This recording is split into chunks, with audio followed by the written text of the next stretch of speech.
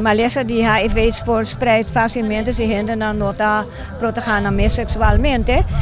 Hobby gente joven te haya esa que fe na school kaba e aqui nang awetari nós tem dois grupos grandes de Universidade Médico que abim participar também. Mensagem tá conscientizar o mês, informar o mês hobby bom que tá HIV tá uma lesa venerário que tá dembo sangue que men di pa fo orang gente tinha no pomirele. Dus o único modo para proteger o mês tá safe sex. Safe sex que men usa condom ora bota assim sex com partner e especialmente se bota gente que usa de o mês de multiple partners e ora tá mais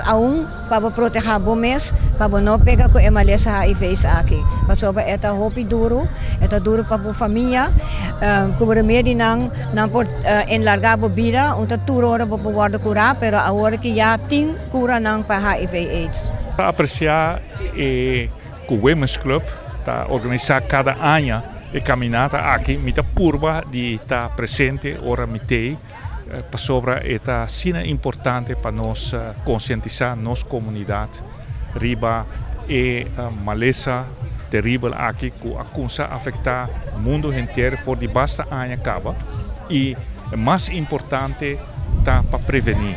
e prevenir é hora que bem se generam consciente de lo que está é malesa e como prevenir é malesa de AIDS. E pensei me tá apreciar com uma organização maneira Women's Club tá nota give up cada ano tá seguir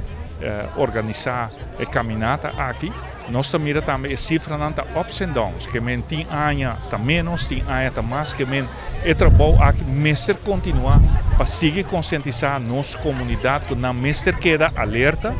e como para prevenir a malesa aqui, pero também é um momento me está apreciar enormemente cada ano que está sendo e bela também um candlelight como solidariedade cultura estão que sofre de AIDS rond o mundo também na Aruba e cada ano é diferente. O Women's Club cada ano está organizado diferente. Me recordo que o ano passado está em missa de Tankeländer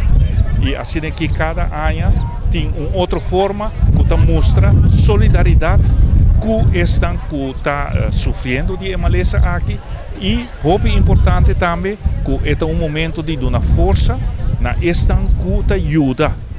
e estão que sofrem de malesa aqui. Me saco o Women's Club tem diferentes voluntários que não fazem trabalho voluntário, de coach, de guia, de dar ânimo para sobre é nota fácil ora para detectar que é malesa aqui. Essa aqui tá é a Rubiano, o website